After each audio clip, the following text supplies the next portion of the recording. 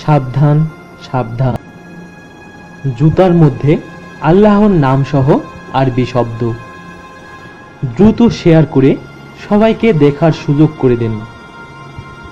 দেখুন আমাদের নবীজিকে ও আমাদের ধর্মকে অপমান করার জন্য ভারত সহ ইহুদি রাষ্ট্রের কুকুরদের কি অভিনব কৌশল।